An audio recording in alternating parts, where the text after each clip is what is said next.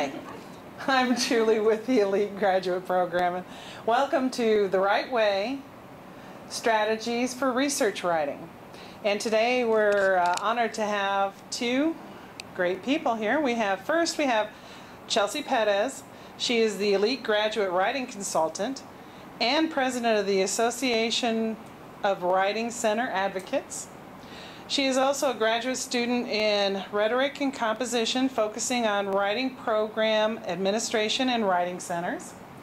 And over here, we have Jillian Lawlor.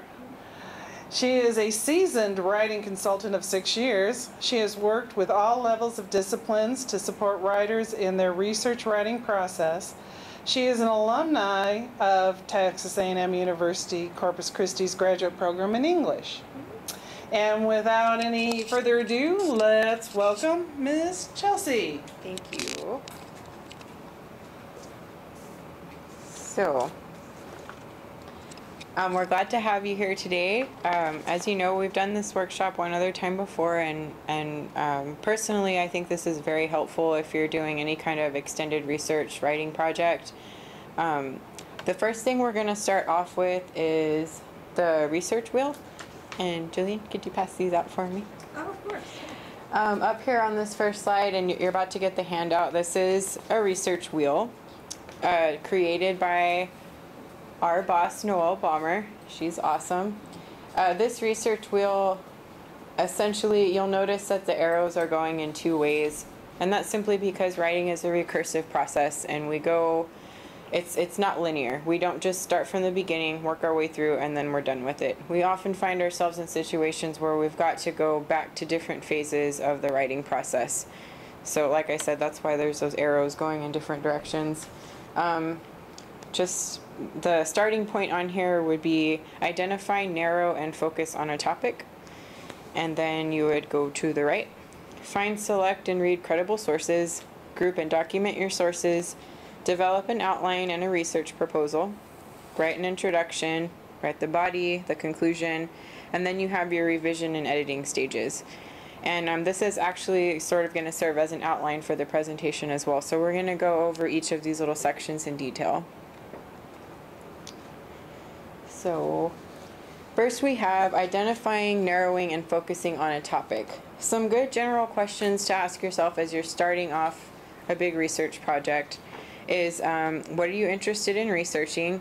I can't tell you how important it is for you to try to research something that you have some sort of passion about. I wouldn't recommend trying to research something that you just feel like lukewarm about, because you'll find later in the process that you just have less and less motivation to get it done because you don't want to do it in the first place. So definitely try to be interested if you can. Well, I mean, if your classes allow for that anyways. Can the topic be broken down into smaller parts? What are the constraints of the assignment or the writing project? Do you know the field and its literature well? What areas need further explanation? And then, of course, develop a research question. So yeah, like I said, we're not dealing, you really need to find sort of like a general topic area first, and then you would want to delve into the creating or developing a research question. So the next slide is going to deal with developing a research question. So this is where you'd want to look at things like, what are important research questions in your field? Could your research fill a gap or lead to greater understanding? And what you can do, a strategy that I've learned working here in the Writing Center, is finding some very recent articles in your field that deal with the topic you want to write about. A lot of times at the end of those articles, you'll find things that need to be explored further, or areas that they're just not sure about yet. There's a lot of times you'll find you'll find gaps in research because they're usually addressed by other researchers. Well, we researched this, but now this led to this question, kind of thing. That usually happens at the end of research articles. So definitely check the end of pertinent research articles for gaps that you could possibly fill. Has significant research already been conducted in this area? This can be a good and a bad thing. It can be, if there's been a lot of research done in your area, that's good for literature reviews because you need to become an expert on the conversation in that area. But it can also be bad because if all the research has already been done, what gap is left for you to fill in that area? So just keep that in mind. If so, are there implications for further research that your topic or research question could address? And does your research contribute to the field? Just good general questions as you're trying to develop your research question. So the evaluation of the research question. Does the question deal with a topic or issue that is interesting enough to spark your own contribution to the field? Is it fully researchable? Again, you want to make sure that there's enough literature out there for you to successfully go about researching this topic. You might not want to pursue something that's just never been touched before because, well, you'd have to design an original study and you'd have to go out in the field and actually perform the study, and you'd basically only be able to cite yourself if it's so new and unique. What sources will have the type of information needed to answer the research questions? So depending on your field of study, you're going to be accessing different types of journals. TAMU-CC's library database is really awesome. They've got everything for, I think they've got some, do we have any law databases in there or to look up cases or something? Well, yes, we do. We have one off Academic Search Premier that you can search that on, but you can also use Thomas. Yeah. And, there's stuff for liberal arts people, science people, business people. Our database is pretty comprehensive, I feel. All the students that come in here are just in all the different disciplines, and they're always able to find stuff from our database. So that's usually a good starting point. Books, internet resources, databases, government documents, people. You might on occasion have to go and interview people and use that in your research, depending on what you're doing. Internet sources, you always have to be careful about. You want to make sure that they're credible sources and things like that. So, but generally, for most researches, you pull from a variety of all these things. And then, is access to this information unproblematic and reasonable? Given the type and scope of the information that is needed, is the question too broad or too narrow? So if your question is too broad, you're going to find that you're writing pages and pages and pages and you're not really getting anywhere because you don't have a narrow enough topic. But then again, if it's too narrow, then you're going to find that you're able to answer that question within a matter of a few pages. And, well, that's not really the point. Let's do just a few pages. Let's see. In answering the above questions, is the research question one that is actually answerable through research?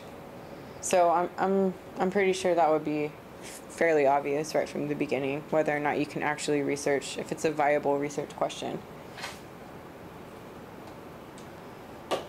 Okay, so next we're going to talk about determining a research method. Some general types of research methods. Let's see here. There's conceptual, empirical, exploratory, historical, and descriptive. Now, let's see, I think we had one more. Yeah, okay, analytical, applied, fundamental, quantitative, qualitative, and more. So the important thing to take away from this area, probably the two that I see the most here on campus are quantitative and qualitative. Quantitative is based on the measurement of quantity or amount. Now that's pretty much like the numbers game. A lot of linguistic studies are highly quantitative. And you get qualitative, discovering the underlying motives and desires. So yeah, we have all these numbers, but why are we seeing these trends in these numbers? What's causing these trends? Like, are there social or economic factors that are causing it? A qualitative research study would really look into that kind of thing. So like I said, it really just depends on what field you're in, what your major is. If you're doing a dissertation, you're going to have a committee that's going to be telling you probably what kind of research you need to be doing, or a thesis for that matter. Yeah, so you should be able to meet with either your professor or a committee to figure out which kind of study that would best fit the kind of research you're doing, because it really actually does make a difference which kind of research method you're going to use. Okay, so finding, selecting, and reading credible sources. I touched on this just a little bit, but You have primary, secondary, and tertiary sources. A primary source is essentially going to be the original document of something. So like the Declaration of Independence, or I think we've got some historical stuff in the archives here. Or the special collections, yeah, the Civil War documents that we have, that sort of thing. The ones you usually have to make appointments for. Yeah. And they monitor you and make sure you don't lick your finger and touch the page, because they're pretty hardcore about that stuff over there. So that would be primary sources. Your secondary sources are going to be sources that essentially talk about a primary source. They interpret and evaluate the findings in the primary sources. And so the tertiary sources are going to be collections of primary and secondary sources, like encyclopedias, textbooks, almanacs, and things like that. So again, this depends on the field you're in, but generally you want to stick to primary and secondary sources. A tertiary source might be more useful if you're just trying to get familiar with what's going on in that field. Like if you're going into something you've never researched before, you might want to start in tertiary to get your feet wet and just to sort of see, well, I don't really know what feminist post-structural discourse is. What is all this, you know? So you might want to look in an encyclopedia and see what you can find first, and then that might lead you to other primary and secondary sources. Sorry, I've been talking a lot. Any questions or anything, or got anything, Miss Jillian? No? No. Okay. I do. Oh, yes. It's just, could you mention on the, I just wanted to mention that this is being videotaped, and they're going to make the slideshow available to us, so that will also be online. So you guys will have that for reference to come back to. Absolutely. So it'll be on Grad Elite, and of course, if you have any, if you're already in a research, if you're doing a research project already, or if you're thinking about starting one, anybody here in the Writing Center can help you. Of course, you know, being a cohort, elite cohort member, you can meet with me for a whole hour. Our regular consultations are only 30 minutes, but you guys have privileges, and you get to meet with me for a whole hour. So if you want to talk about anything, or you need some ideas or some feedback on some work you've been doing, I'd love to work with you. So. And you also have the option to meet with the rest of the Writing Center members for 30-minute consultations. So we're definitely here at any stage of the writing process. Okay, thank you, Julie. The next thing we have is grouping and documenting sources. So as I was preparing for this, I was kind of thinking to myself, wow, you know, when I first started doing my very first research project, I had no idea what I was doing at all. You know, I had stuff on my computer, I had stuff handwritten, you know, it was just a big mess. So what I wanted to say to that is essentially everybody has their own system for making bibliographies and for tracking quotes that they're going to use, or book or sources that they're going to use. Just make sure, just try to find out what works best for you, because there's a variety of things that can work for you, and there's a variety of things that won't work. It's always, if you're unfamiliar with the research process and how to keep track of everything, I would talk to professors and seasoned veterans of these master's and PhD programs and find out, you know, hey, what do you guys do to keep track of everything and stay organized? Because it's just chaos, essentially. I feel like it is. Yeah. And there's nothing worse than finding an awesome direct quotation in your paper and then you've got no citation next to it, and you're like, oh crap, where did I get this from? You know, you don't have a page number, you don't even know what book it came from, you know, it's a bad feeling. So yeah, the general advice here, just keep track of your sources as you go. I adopted that strategy and it seems to be working pretty well. Record citation information, annotate your sources to address how the source will be used in your research, and make note of how the source fits within the context of your discussion. I tend to keep a running bibliography as I'm researching. I like to, as I find the sources, I put them in my Word document, and as I read them, I make the annotation. It just helps me stay on top of things, and I highlight and underline and scribble everywhere. It's a mess, but anyways. We can also, you know, all of us here have been involved in some kind of research or other, so if you need any tips, we love to share what we do here. So, and we'd love to read other people's research. It's probably my yeah, favorite thing to do. It's fun. Dissertations. Yeah, I think a lot of us enjoy looking at other graduate level stuff, because we do get a lot of, you know, freshmen, sophomores, and, you know, some juniors and seniors, but it's, you know, we get a lot of freshmen in here, and there's nothing wrong with that, but we like to see what our fellow peers are doing, you know, in the other colleges, so it is nice. Okay, any questions on that? Or if not, I'm going to pass it over to Jillian. There you go. Oh, thank you.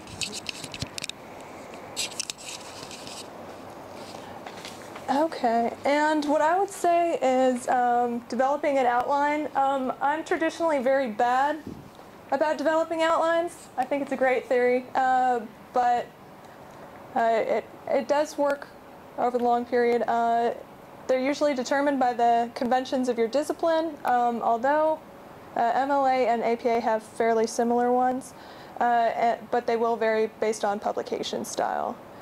Developing your research proposal would include some important questions like, what is the topic? Why is it significant? What background material is relevant? And what is the thesis or purpose? If you're like me, the thesis or purpose will generally change several times, and it will involve some reflection on your research, but it is an important stage of the writing process of developing your work. I was trying to reflect back on my research and that sort of thing. I was thinking about that because my note process and the outline process, they always encourage you to be better versions than what we really are, because I take Post-it notes, and that's how I keep track of all my sources. And so I was thinking about the millions of Post-it notes I have and how you guys will have to do better than that. But like writing the introduction to the research paper, you'll want to have the relevant background or contextual material. You'll want to have the key terms or concepts, especially if you're writing in APA or CMS. State the focus and purpose of the paper, and state the organization of the writing. I'd say this is probably the key place where even further along we see people who miss the mark on it. Organization is probably the biggest issue that we have, especially with longer works. So that's something to keep in mind. And that is probably the biggest part of your editing process, is going back and trying to organize it and keep it as coherent and linear as possible for your reader. Okay. Writing the body of the research paper. Follow the outline and proposal, or at least as close as possible. Use headings and subheadings if appropriate.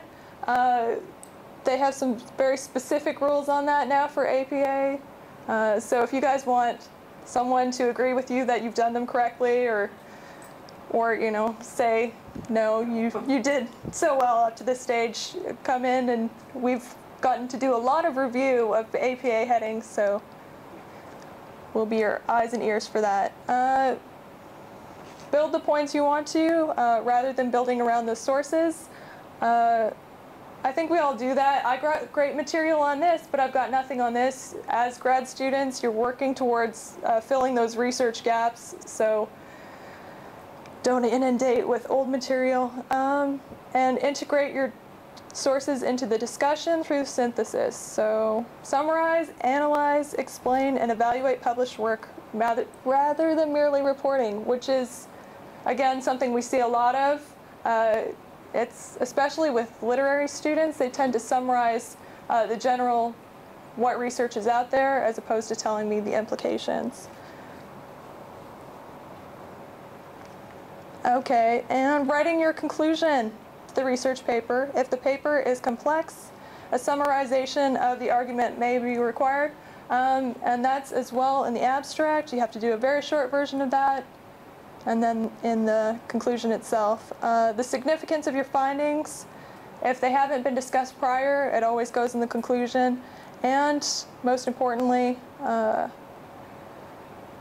implications for further research. Not all fields do this, but traditionally that's a great place to have it, which Chelsea talked about earlier. And we wanted to get across the big ones.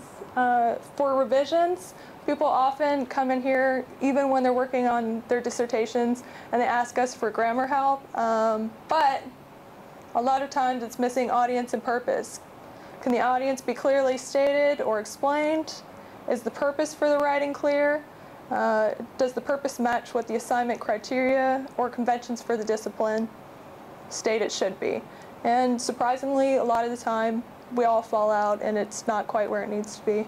So, good reason to come by and see Chelsea for an hour. Yeah, and I often recommend, there's a lot of times when I meet with the elite students, I'm not sure how in-depth they need to explain certain concepts or ideas because I'm not sure what their committee expects from them or what their professor expects. So sometimes I have to sort of send them back to their professors or their committees and say, you know, this would be a question to ask them because I might not know what this weird process is and I would like for you to explain it. But they might say, no, your audience has an understanding of that. You don't need to explain it in more detail.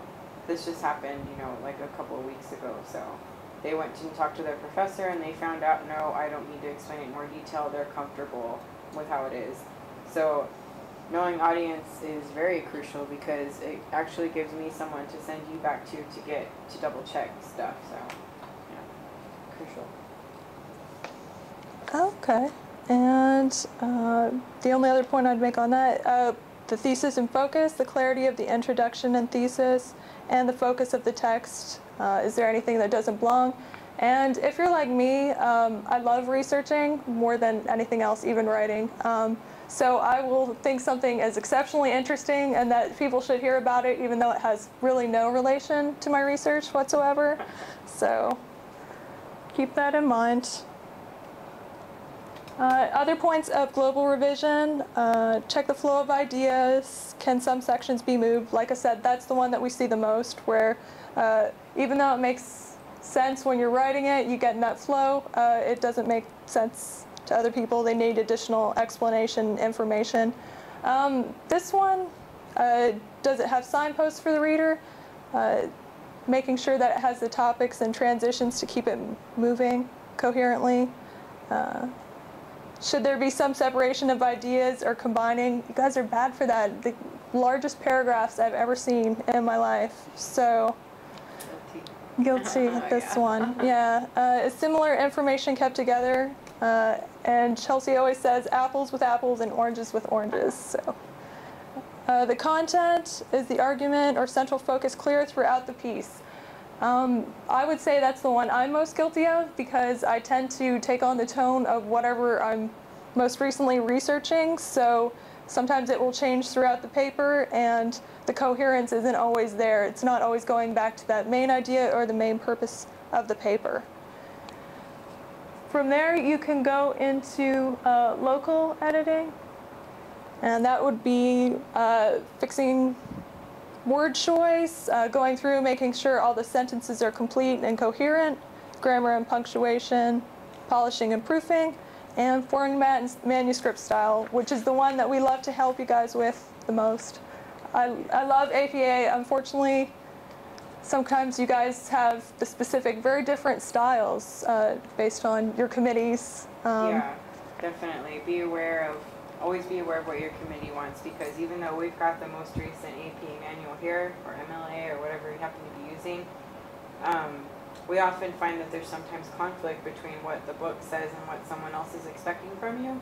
So we always want to go, what do they expect? So again, this is this idea of, I don't know what they want. Like, for example, APA is very unclear about websites and how to cite something from a website. Everybody knows that's just a big fat pain in the butt. So what we often do is say, okay, well, run it by your professor because the manual doesn't say, and there's conflicting sources on the internet. So that would be a time when we would say, just ask them. So for future reference, you know how they want it, and all the rest of your sources will be cited that way. And the next times that you come in to meet with us, we'll know exactly what that person is expecting, and it will help you with that. And she's underselling herself because since APA is bad about explaining how they want you to, she contacted the APA and made them tell her the majority of how you cite when they don't include authors and that sort of thing. So I have email correspondence, and supposedly they're coming out with a supplementary website manual thing. They've been promising that for We're yeah. working on an APA handout for here in the Writing Center, but it's in its 50th stage of revision. So, but I have it on my computer. If you ever have a question about that, I can say, here's what the editor said. So here.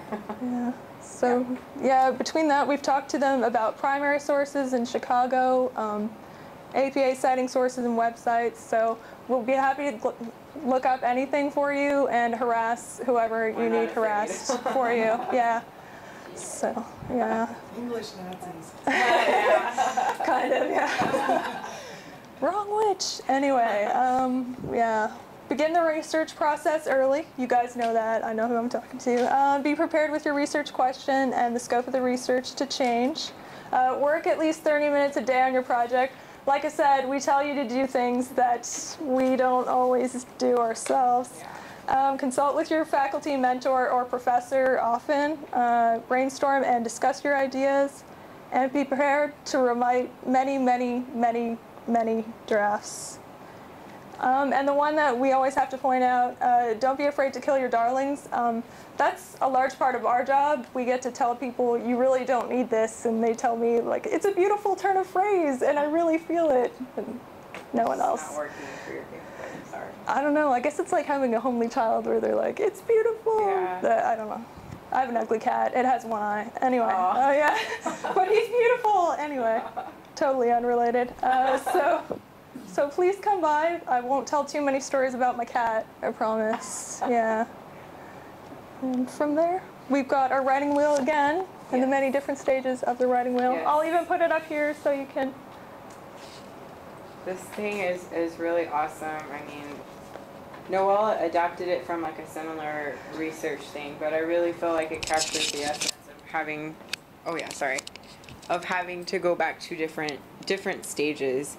And although we didn't really talk about it when we were doing our presentation, I mean, one thing you want to think about is, remember how the first step was identifying, narrowing, and focusing a topic, and then we moved on to finding and reading credible sources, then grouping and all that stuff. But if you're in the stage where you're finding these credible sources and you've already developed a thesis statement, right? Because you're like, okay, here's my question, now I want to go find my sources. But then what you're finding in your sources basically completely disagrees with your thesis, then it might be time to back up and reevaluate your thesis statement. And like, okay, well, this doesn't seem to be a viable research question anymore. The literature is saying this. My research question was like off in Mars and had nothing to do with anything. I think I need to go back and revise. That could just be one of many instances where you would have to go back to a different stage of the writing process, and there's nothing wrong with that. I mean, I very much encourage that because that's how you become a better writer, and that's how your writing becomes better. You know, it's a reflection of the amount of time and the effort you're putting in to creating a meaningful text. And I'm a big advocate of the wheel, so yeah. But I think that's pretty much all we have for today. Any burning questions or concerns or anything like that? Let's see. To show that we have our reference page here. If not, I mean, I think that's all we have. We're going to hand out the slides to you guys so y'all can have that. We have it over there. But okay, well, thank you so much for your time. We appreciate it.